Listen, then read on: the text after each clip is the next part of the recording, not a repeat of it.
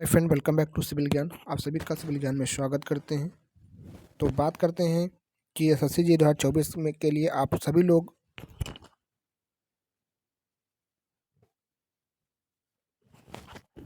जितने भी भाई लोग तैयारी कर रहे हैं या तैयारी करना स्टार्ट कर रहे हैं, तो वो सभी लोग जो है मॉक टेस्ट तो ज़रूर देते हैं। इस बात को ध्यान रखना है, ठीक है। और आज इसी टॉपिक में हमारी बात करनी है। जो लोग नहीं देते हैं वो ज़रूर जिससे ज़रूर मॉक टेस्ट दें। मॉक टेस्ट बहुत ज़्यादा ज़रूरी होता है अपनी प्रिपरेशन को बूस्टअप करने के लिए और अपनी कमियों को जांचने के लिए। तो पर देखो, मॉक टेस्ट तो सब देते हैं, पर आप कैसे उनसे अलग निखरोगे? अगर आपको अलग निखरना है, उनसे कुछ अलग करना है, तो आपको एक काम और करना होगा। इस वीडियो को पूरा देखिएगा और लास्ट में आपको बताने वाले हैं कि किस तरीके से आपको एसएससी 2024 में टेक्स्ट बुक से आप जब टेस्ट देते हैं तो आप क्या ऐसी गलती करते हैं जो सब लोग, मतलब कि कहते हैं ना कि 90 to 10%, मतलब बहुत ही कम ही लोग होते हैं। अगर आप उसमें देखोगे, लगभग 14 से 15 हज़ार लोग मॉक टेस्ट देते हैं और ज़्यादा ही पहला से आप जब पहला मॉक टेस्ट दोगे उसमें लगेगा 14 से 15 हज़ार, पर रियल में वास्तव में आते आते 1 हज़ार ही बचते हैं, उससे भी कम ही लोग बचते हैं।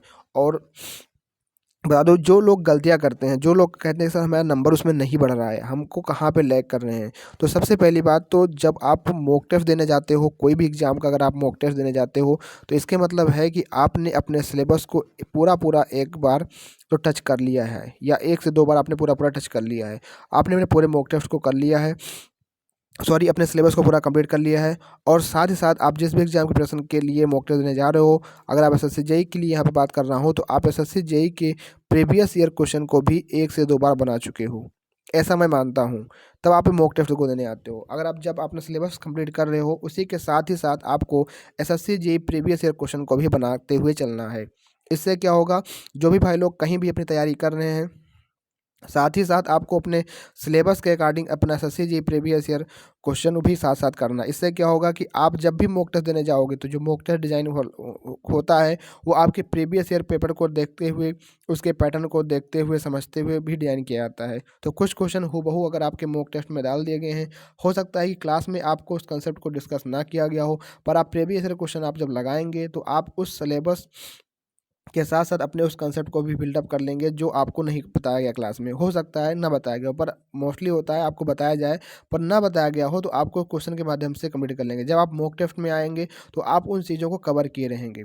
तो मॉक टेस्ट में ऐसा क्या होता है कि जो हमसे गलतियाँ होती हैं, तो जो मॉक टेस्ट डिज़ाइन किया जाता है मेरे भाई, वो इस तरीके से ही डिज़ाइन किया जाता है कि आपको 60 से 65% क्वेश्चन तो आप बना ले जाओ, पर 20 से 35%, जो 30 से 35% क्वेश्चन है, वो आप ना बना पाओ। मतलब ना बना पाओ मतलब इन द सेंस है कि आपने हो सकता है उस सिलेबस को, उस सिलेबस के अंदर उस टॉपिक को ना कवर किया हो सकता है आप चीज़ें भूल रहे हो सकता है आपने प्रीवियस से क्वेश्चन नहीं लगाया है। तो ये तरीका होता है। और एक बात ध्यान रखना कि जो भी एसएससी जेई का टेक्स्ट बुक के ऊपर मॉक टेस्ट होता है, उसके अंदर डिफरेंट जो एग्जाम्स में आए हुए क्वेश्चन होते हैं, ठीक है। अगर आपने उस टॉपिक को पढ़ रखा है, उस कंसेप्ट को समझ रखा है, तब आप क्वेश्चन को आसानी से बना पाओगे या भुना पाओगे।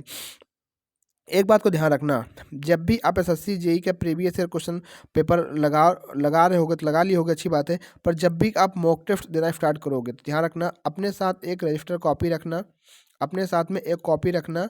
और उस कॉपी के अंदर जैसे ही आपने मॉक टेस्ट एक दिया, फुल लेंथ आपने मॉक टेस्ट दिया, हो सकता है आपके मार्क्स 90 नंबर आ जाएँ आउट ऑफ 200 में से। तो आपको देखना है कि हमारे 110 नंबर किस सब्जेक्ट में कटे हैं, मतलब रीजनिंग में कटा है ज़्यादा, जीएस में कटा है या टेक्निकल में कटा है। मतलब हम 110 नंबर में से हम क्यों नहीं बना पाए? हमने उस सिलेबस को नहीं पढ़ रखा, हमने उस कॉन्सेप्ट को नहीं सीख रखा, हमारे अंदर क्या कमी है, हमने उसको इम्प्लीमेंट नहीं कर पाया। तो उन सारी कमियों को आपको देखना है, ना कि 90 क्वेश्चन आपके जो सही हुए वो तो भाई सही हैं, पर आपकी गलती जो जहाँ पे हुई, आपके लैग जहाँ आपने किया, उसको आपको भी देखना है। 110 नंबर आपके नंबर इतने क्यों आए, इतने कम नंबर आपके क्यों आए, ये सब मतलब 110 नंबर आपके जो है कहाँ कटे, कहाँ पे आप लैग कर रहे हो, तो उसको आपको देखना है। अपने कॉपी में उस कमी को सारे सारे नोट कर लेना है, जरूर ऐसे ऐसे नोट कर लेना है, ठीक है। तो अब जब कभी आप अगला मॉक टेस्ट दो, और साथ साथ ध्यान रखना कि जैसे ही मॉक टेस्ट 1 लाइव हो जाएगा, आप लोग जरूर जो भी अपना सिलेबस कंप्लीट कर चुके हैं, जो लोग जरूर अपना जो है मॉक टेस्ट देना शुरू कर दीजिए, क्योंकि साथ ही साथ देते रहोगे तो आपको एक एनालिसिस करने का मौका भी मिलता रहेगा। बाद में जब पूरा बर्डन हो जाता है तो आपको देना होता है, तो आप बहुत सारे मॉक टेस्ट छोड़ भी देते हो और सही से उसका एनालिसिस भी नहीं कर पाते हो। तो जो लोग अपना 1-2 बार तैयारी कर चुके हैं, अभी जो भाई लोग अपना सिलेबस स्टार्ट ही कर रहे हैं, उनका सिलेबस अभी तो जनवरी-फरवरी तक ख़त्म होगा, तो उनको लिए अलग बात है। पर जो लोग तैयारी कर चुके हैं, जो लोग अपना रिपीटर्स हैं, तो वो लोग ध्यान रखें, जैसे ही मॉक टेस्ट वहाँ पे लाइव हो जाए, साथ ही साथ मॉक टेस्ट देते चलना, ताकि आपका जो मॉक टेस्ट का एनालिसिस है और वो क्लास का, वो सारा आपका जो है एनालिसिस होता रहे और आपकी कहाँ पे गलतियाँ हैं, कहाँ गलतियाँ हैं, उसको आप देखते चलो। बाद में आप मॉक टेस्ट देते हो तो काफ़ी देखो, तैयारी का क्या है, तैयारी आपको कभी भी ऐसा नहीं लगेगा कि हमारी तैयारी अब हो गई है, यहाँ तक कि एग्ज़ाम के दिन 2 दिन पहले भी आपको ये लगेगा काश 2 दिन और मिल जाता। तो आपकी जो तैयारी है, जो आपकी प्रिपरेशन है, वो आपको कभी भी नहीं कहेगी कि अब हम तैयार हैं, अब आप मॉक टेस्ट दो। आपको मॉक टेस्ट देना है, नहीं मन करेगा तभी आपको मॉक टेस्ट देना है। तो मॉक टेस्ट देना तो ध्यान यही रखना कि जो आपकी कमियाँ हैं, जो गलतियाँ हैं, अपने कॉपी में आपने एक टेस्ट की कमियाँ को नोट किया, उस पे आपने काम किया, फिर अगला आप मॉक टेस्ट दिया। तो अगर इस तरीके से आप दोगे तो आपके नंबर डेफ़िनेटली बढ़ेंगे भाई, और कोई तरीका नहीं है। अगर रीजनिंग में नंबर कम हुआ तो रीजनिंग में किस टॉपिक में नंबर कम हुआ, कहाँ पे कमी हुई, उसको फिर उसको एनालिसिस करनी है। अगर जीएस में नंबर कम हुआ तो जीएस में तो ऐसे ही बहुत ज़्यादा वेरिएशन होता है, पर जीएस में किस चीज़ में कमी है, कहाँ पे करंट अफेयर नहीं पढ़े हो, या हिस्ट्री पॉलिटी ज्योग्राफी में क्वेश्चन आ रहा है, तो उसको आपको जरूर रीड आउट साथ साथ करते हुए चलना है। ऐसे आपका टेक्निकल का भी काम है, टेक्निकल में आपने कहाँ क्या चीज़ें कमी गलती की हैं, कौन सा फॉर्मूला आपको नहीं याद है, उस पर भी काम करते हुए आगे बढ़ते रहना है। तो जब एक मॉक फुल आपका एनालिसिस हो जाएगा, तो ऐसे ही आप अगर आप एग्जाम तक 10-15 मॉक दे लोगे या 15-16 मॉक दे दोगे, तो आपके पास काफ़ी एक अच्छा खासा इसका भी 60 नोट्स बन जाएगा आपकी गलतियों का। तो ये आपकी जो गलतियाँ होंगी, आपको लास्ट टाइम में कोई भी रिवाइज कर लेना है। तो इस बात को ध्यान रखते हुए अपना मॉक टेस्ट देना है, और आप सभी को होप बेस्ट ऑफ लक अपनी एसएससी जेईई 2024 की जॉइनिंग के लिए। तो आप देखो, अगर आप इस तरीके से काम करोगे तो आपके मार्क्स डेफिनेटली बढ़ते हुए आपको दिखेंगे। तो आई होप आप समझ गए होंगे। ऐसे ही इन्फॉर्मेशन वीडियो के लिए हमारे चैनल को लाइक करिए, चैनल को हो सके तो शेयर और सब्सक्राइब भी करते रहिए। Thank you. जय हिंद, जय भारत।